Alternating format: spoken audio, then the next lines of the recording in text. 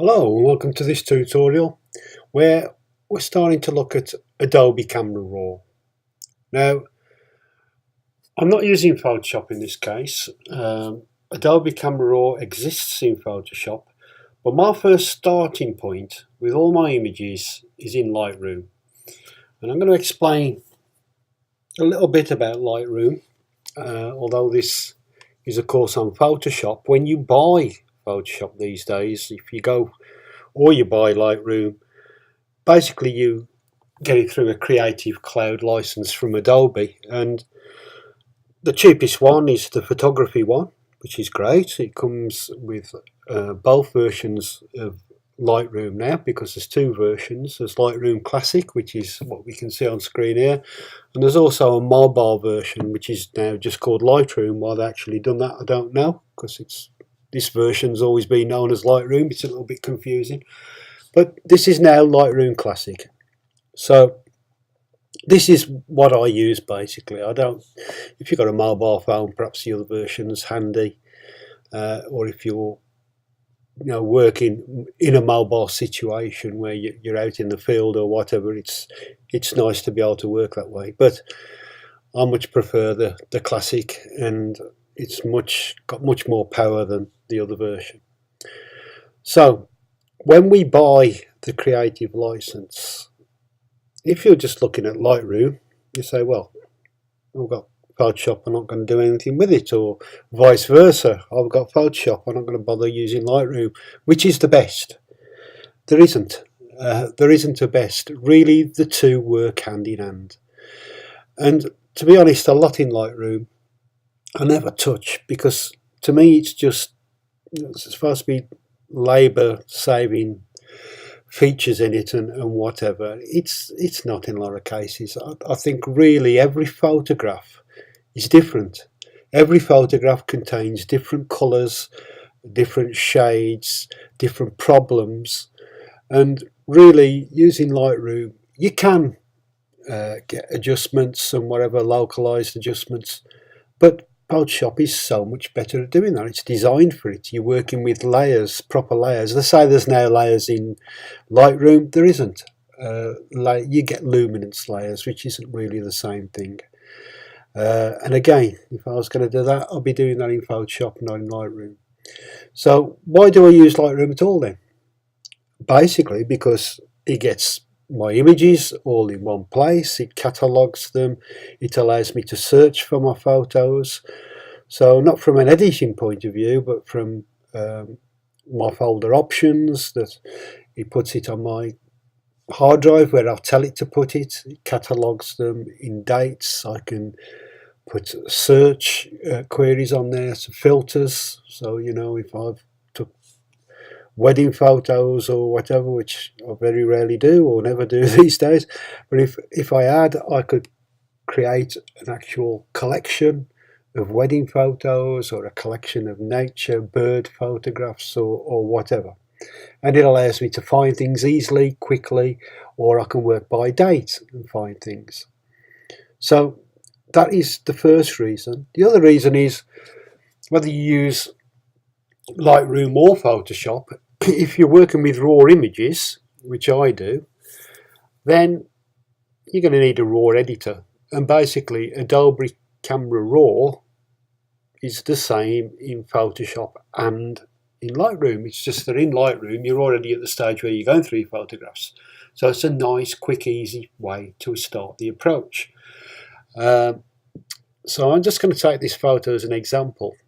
Now, there's lots of presets on Lightroom. When you're in the develop module, so if you click on develop at the top there, and you go to the presets, there's all these different presets, black and white presets and whatever. I never touch them. And for the reason that I've already said, every photo is different, and every photo, if you want it to look its best, a general setting is not going to do that. If I click one of the general settings from the presets, I know I'm going to have to tweak it to look any good. So why bother? What you really want to learn, and basically all the presets does is move these sliders on the right hand side for you and put them in certain positions, so it's a starting point. But if you know how to use these sliders, then it's much quicker just to do what you want to do. If you say, well, the highlights in the sky are a bit, I can bring the highlights down, bring a bit of that back. I can check the histogram. Now the presets can't check the histogram, it just puts an effect on. So say, blacks are clipping, so I can bring the blacks up slightly, and the indicator shows me I'm just on the edge there. Using a little bit of the white, so I can bring the whites up. And very quickly, I can get more or less what I want. I'm losing a bit of detail in there. I could bring the shadows up just a little bit. I don't want to bring them up too much. If I need any more of that doing, I can do it in Photoshop. Because what happens when I say it's a bit dark in here and I bring that up, it affects all the image. Okay, now there is a way of clicking on brushes and whatever in Lightroom. I find it laborious. I hate working in Lightroom in that way, simply because the brushes aren't as good as Photoshop, and it's much hard. It's more laborious. It's harder to work, much more quicker in Photoshop. But a lot of people don't go to Photoshop simply because they think it's hard. And by following this course, I think you'll find that in a lot of cases, if you just use Lightroom for your basics, your raw editing and your file management, then most things are better done in Photoshop. So there's a lot of different sliders. The exposure, basically, that just makes everything darker or lighter. What we're always looking at is the histogram, because that tells us if we're clipping in the blacks, if we're clipping in the white area, or the light area and the dark area rather, the luminance of the picture. It gives us warnings, it gives us signals, and also we use our eyes, we look at the screen, but by using the histogram as well, that just makes sure that it doesn't matter how bright your screen is or how dark your screen is, if you check the histogram, you're in an accurate position. So we're always looking at this. The contrast just adds more contrast. I don't use contrast a lot. If I'm going to add contrast, I only want it to go into specific areas, and I'd rather do that in Photoshop. So I miss contrast out a lot.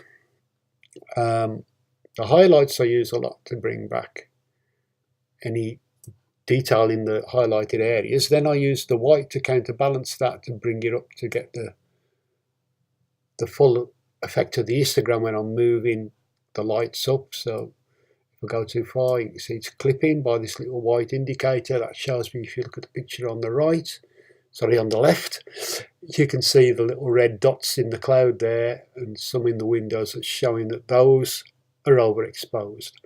So I can bring it down slightly. And also talking other videos that I've done on YouTube, you can use the options bar, and when you hold the options bar down, or I think it's control on Windows, you can,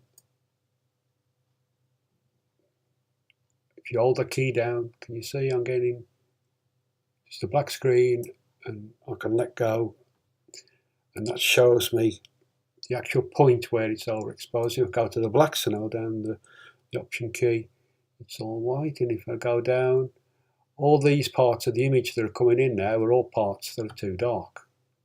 They're underexposed. So if I move up to the right with the option key still down, and I get to that point and let go, I can see that I'm now more or less got the perfect exposure. So the main ones that I use are the whites, the blacks, the highlights, and the shadows. I don't use clarity very often, very rarely. I don't use dehaze. I say I don't use dehaze, I do, for one reason, and I'm going to show you what that reason is. When you use dehaze, if you do use dehaze, use it very, very gently. Right, so it's oh, it's great, brings all the blue out the skies, and use it all the time. I never use it for the image, and the reason, I'm just going to put it up quite high and you'll see why.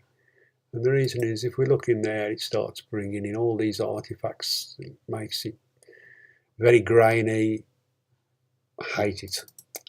So what do I use it for? I drag it all the way up, and because it makes it nice and grainy and lots of detail, especially in the sky, if I now move around the sky, I can see all my sensor spots, if I've got any, yeah, and I can see I have. So I drag that all the way up, and then I click the spot healing tool, which is located here, spot removal.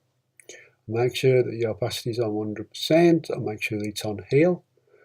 And I can change the brush size by dragging the slider, and or you can use the bracket keys on the keyboard. If you look to the left of your enter key, the two parenthesis keys there, the brackets, if you press one on the left, it gets littler, one on the right, it gets bigger.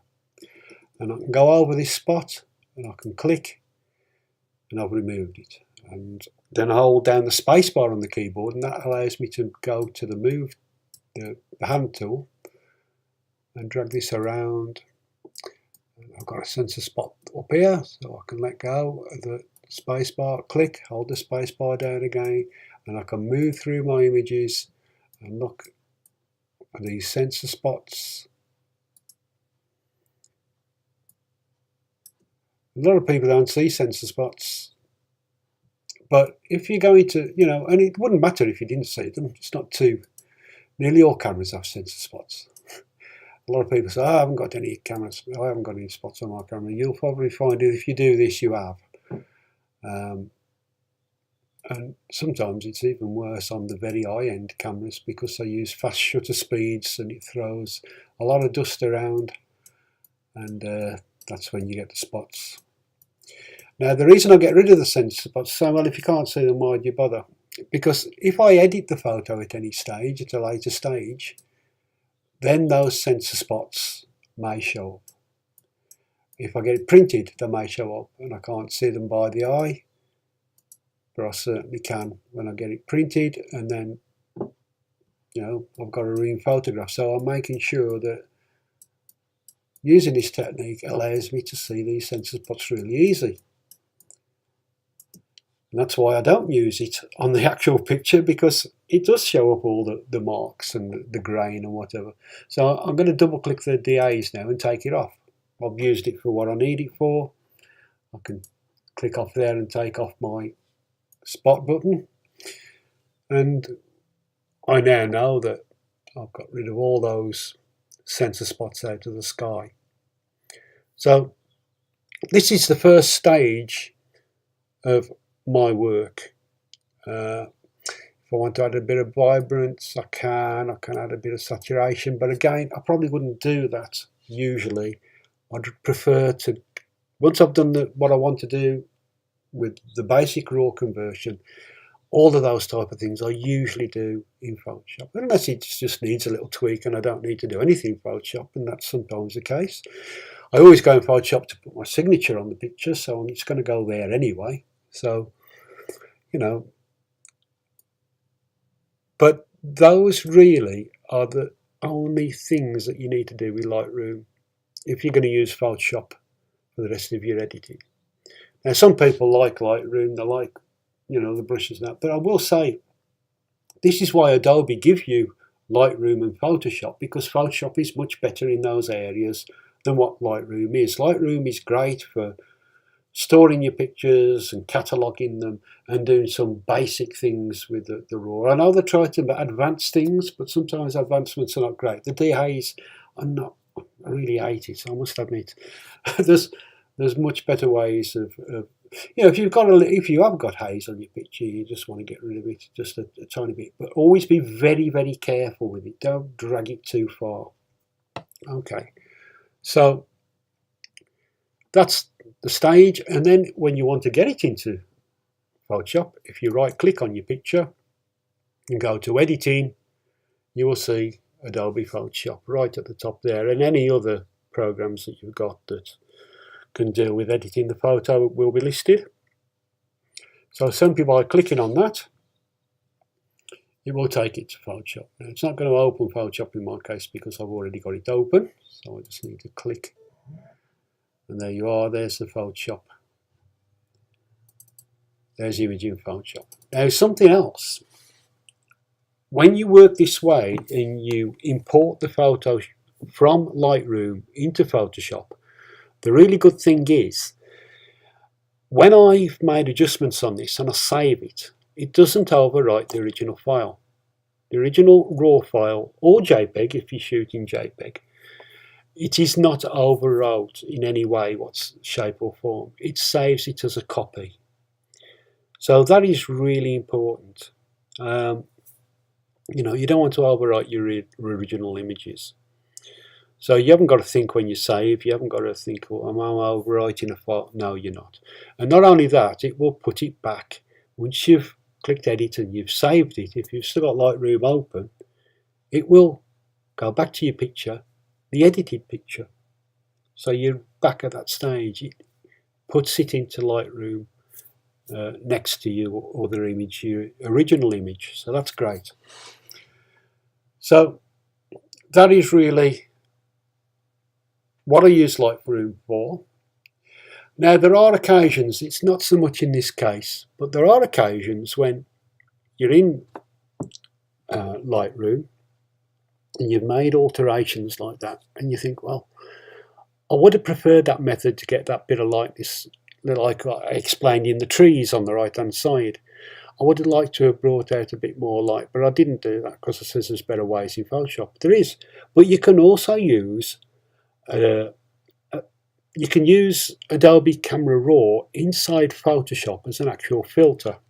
So what do I mean by that? Now, I've made that adjustment, but what I want to do is to put a bit more light in the tree there. Okay, now I've showed other ways of doing this, and they work just as well. But Camera Raw has got a few extra things in there. You can do more than one thing at a time. So let's just say I want to add some more light to this area. So first thing I'm going to do, I'm going to duplicate the layer. So I'm going to open the layers, right click on the layer, the background layer, and duplicate it. And that's protecting my original image, and we're working on the top one. And then I'll go to filter, and I'll go to Camera Raw filter. And this works in exactly the same way. The sliders and everything are an exact copy of what's in Lightroom. But we've already edited this picture, haven't we? So what it allows you to do sometimes, let's say you've overblown a little bit and you'd like to get some shadow back, and you've gone to the extreme and it won't let get you back anymore. Well, if you open it again, when you can bring some more back in. You can take the highlights down that little bit more, because basically you can got double the effect. But you've got to be a little bit careful that you don't introduce grain or whatever. You don't want that. The vibrance, I can take that up. Yeah. So really, by going into Adobe Lightroom twice, well, not Adobe Lightroom, but Adobe Camera Raw rather, it gives you more options to get exactly what you want. Okay, so I've made these alterations. Well, let's say I only want to do that on the tree. So I'll click on OK. So that's my original image. You can see this one looks a lot better, but I'm not so keen on the colour of the grass and whatever. I've added too much saturation on that. But we've got our masks that we've learned to use. So if I click and put a mask on this, so there's my mask. So that's to put the mask on the actual image. So we're learning a little bit about masking at this stage as well. And what I can now do is revert this back. So I'm going to take off the layer mask. So I'm going to make that transparent. And I can do that by simply clicking on the mask there, the white area, and go to Image. There are shortcuts for this, but I'll do it this way. We go to Adjustments, Invert, and that takes it so it's black. So that makes it transparent. And then I get a brush, just like we've done before. I get a white brush. I make the brush larger. I'm going to take the flow down of the brush quite lowish, and then I'm going to paint. And what I'm doing is I'm painting on this layer mask here. You can see the areas coming in now, and I'm actually painting in what I've applied with the camera raw on this layer. So I'm just applying to this area. Nowhere else. So if I go to the layers now, you can see I've just affected the tree. So how great is that? Yeah, we can use camera raw twice. We can just apply it to where we want to. I didn't like the grass. I'm going to take the flow up because I did quite like the rest of the picture. So I'm going to put the flow up to 100% now. You can alter this at any time as long as you're still on that mask. So you've clicked on that and not on the picture, because if you paint on the picture, that's exactly what you are doing. We're only painting on the mask. Let's hide that out the way for the moment. So I'm going to bring back in the sky. I like that area where I've made the adjustments in camera raw, and that's brought all that back. Yeah. I didn't want to bring the grass back in. I could bring the colour to the building. And all I'm doing is painting that in. So I can just paint in the effect where I want it. Okay, so if we look at the layers, there's our mask.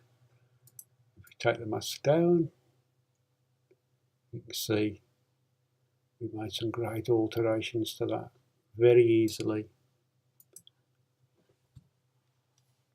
So that's using camera raw twice to get exactly what we wanted, and also putting it where we want it. And that's the hard thing about Lightroom. You can do it in Lightroom, but it's so laborious, and the brushes just aren't nice to work with. You know, it's so much easier in Photoshop. And that is why I say they give you both programs so you can interact with each one. Okay, so there is our lesson, and I hope you learn a lot from that one. That covers camera raw and what we do in camera raw and what you can do in camera raw. Once you've opened it again, you can apply it twice. Okay, all the best from me. Look forward to the next video.